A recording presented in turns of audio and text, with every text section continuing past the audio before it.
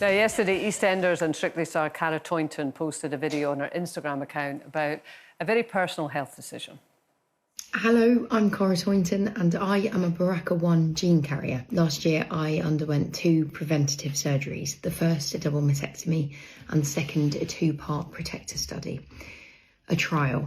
They believe that ovarian cancer begins in the fallopian tube, so by removing them first, checking them out, you then remove the ovaries later and closer to menopause. It wasn't an easy decision, but one I'm very glad and lucky I made. Gosh, you can feel the emotion in that, can't you? Alongside the video, Cara wrote, "This is personal but important. It's about understanding choices and taking control. And I hope that this helps somebody out there." And Brenda, I'm sure it will, won't it? Absolutely. I mean, I totally applaud her bravery for speaking about it in the first place, because, you know, it is such a personal thing.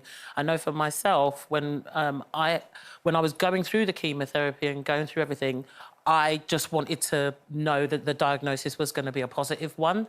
And then once I realised that it was going to be a positive, I was more comfortable with speaking about it. But it did prove to me, coming on here and speaking about it, how important it is to vocalise it for so many other people who wouldn't know what to check for. What sort of response did you get? I got an overwhelming response of people saying thank you, because I didn't know it had happened. It was just a conversation that I was having with somebody, why I even felt myself in the first place. So having that back from a lot of women saying, I'm going to go and check my doctor, I've been nervous, I found something, and I'm saying to them, don't have the stress of, is it or isn't it? Go and check it out, so that just for your own peace of mind. So I can totally understand her prevention is better than cure. And, you know, my diagnosis, there was a percentage, and it was quite a high percentage for it returning. So that's why I opted. They gave me a choice of either a lumpectomy or a mastectomy, and I went with the mastectomy because, for me, I've had my children, I'm not going to be having any more, and it was in the ducts for me, so I just wanted it gone, and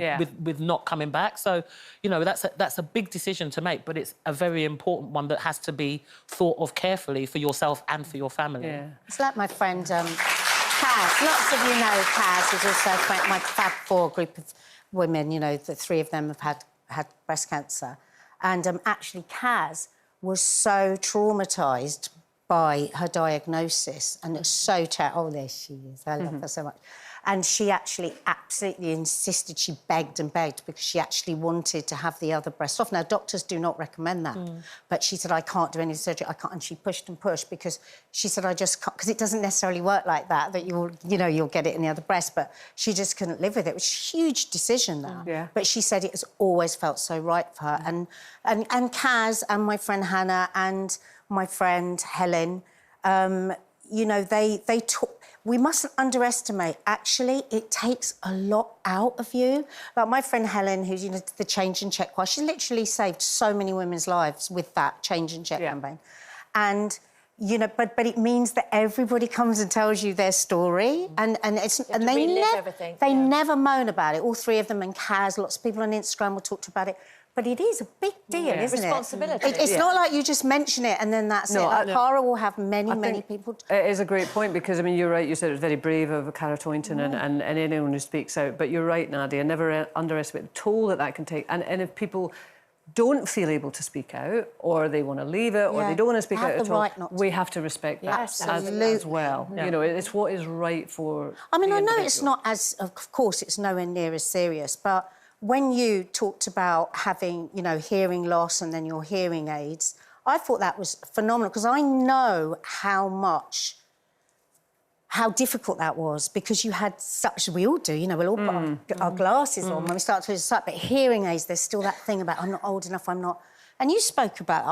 I'm still like... Well, I mean, like you say... It's not the same. It's not the same. In face of cancer, but you still shared it, and I bet you have so many people talking to you about it. Yeah, actually, which is really nice. I mean, you know, it happens on a semi-regular basis. People I meet and say, I went and got them too, you know, which is really lovely. But that makes a huge difference in people's lives. It really does. So, again, like, because as we know from when we did the Deaf Show, you know, that isolation that somebody can have as they're starting to lose their hearing, and, you know, you talking about that, loads of people I know have now had their ears tested because of you saying I it. love mine. I absolutely do. Yeah, when you don't lose them. But, well, yeah.